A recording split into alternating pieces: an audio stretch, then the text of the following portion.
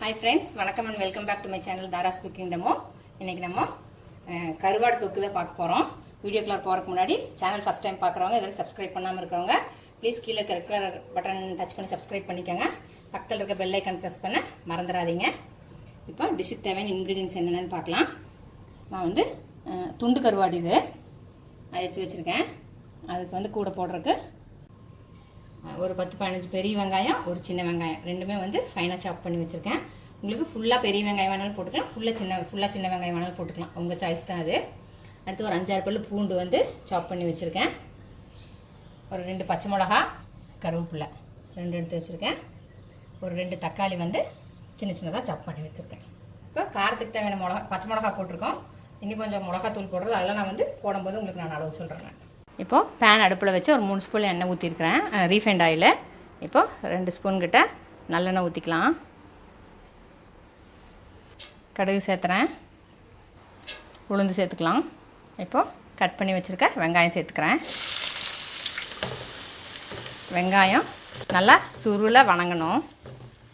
இப்போது வெங்காயம் நல்லா பிங்கிஷ் கலராக மாறிடுச்சு. உங்களுக்கு வெங்காயம் எவ்வளோ ஜாஸ்தி வேணுமோ நீங்கள் போட்டுக்கலாம். நீங்கள் எவ்வளோ போடுறீங்களோ அந்தளவுக்கு உங்களுக்கு வந்து அந்த தொக்கு நல்லா கிடைக்கும்.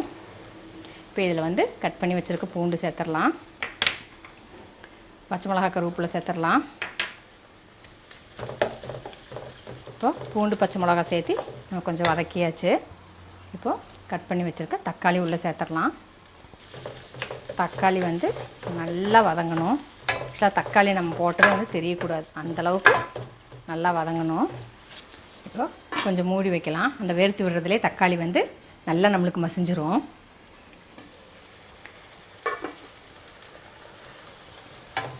இப்போது தக்காளி ஓரளவுக்கு மசிஞ்சிருச்சு. நம்ம இதில் மசாலாலாம் சேர்த்துக்கலாம். 1 ஸ்பூன் மஞ்சத்தூள், நம்ம ஏற்கனவே பச்சை மிளகா 2 போட்டிருக்கோம், அதனால் சும்மா ஒரு ஸ்பூனும் அப்புறம் ஒரு 1/4 ஸ்பூனும் மிளகாத்தூள் போடுறேன். 1 ஸ்பூன் வந்து கொத்தமல்லி தூள் போடுறேன். எல்லாம் மிக்ஸ் பண்ணிக்கலாம். இந்த எண்ணெயிலே வந்து இந்த மசாலா வந்து நல்லா அந்த வெங்காயம் தக்காளி கூட சேர்ந்து நல்லா வதங்கணும். ஆக்சுவலாக நான் வந்து இன்னும் உப்பு சேர்த்தலை. நான் எப்போவுமே கருவாடு சேர்த்தும் போது அந்த கருவாடுலேயே உப்பு இருக்கும், அதனால் நம்ம வந்து இப்போவே உப்பு சேர்த்தாமல் கருவாடு போட்டுட்டு அதுக்கப்புறம் நம்ம டேஸ்ட் பண்ணி பார்த்துட்டு இன்கேஸ் உப்பு பத்தலை அப்படின்னு நம்ம உப்பு சேர்த்துக்கலாம். இல்லை அந்த கருவாடில் இருக்கிற உப்பே நம்மளுக்கு சரியாக இருக்குது அப்படின்னா அப்படியே விட்டுறலாம். இப்போது இதில் நம்ம ஒரு 1/2 டம்ளர் தண்ணி ஊற்றிடலாம். நல்லா வந்து தொக்கு நல்லா கொதிச்சு நல்லா அந்த மிளகாவில் இருக்க பச்சை வாசம், மிளகாத்தூளில் இருக்க பச்சை வாசம் எல்லாம் நல்லா போகட்டும். இப்போ இது மூடி வச்சிடலாம். இப்போது ஓப்பன் பண்ணி பார்த்துடலாம். பார்த்திங்கன்னா எண்ணெய் ஃபுல்லாக நம்ம ஊற்றின எண்ணெய் ஃபுல்லாக மிதந்து மேலே வந்திருக்கு. நல்லா நம்ம ஊற்றின தண்ணியெல்லாம் நல்லா சுண்டி நல்லா தொக்கு நல்லா ஒரு கிரேவி கன்சிஸ்டன்சிக்கு வந்துருச்சு. மிளகா வாசம் எல்லாம் போய் சூப்பராக இருக்குது, பார்க்குறக்கே செம்ம எம்மியாக இருக்குது. இப்போ இதில் நம்ம கழுவி வச்சுருக்கேன். நான் வந்து ஒரு 4-5 தடவை நல்லா தண்ணி ஊற்றி கழுவிட்டு வச்சுருக்கேன் கருவாடு. அது இதில் சேர்த்துடலாம்.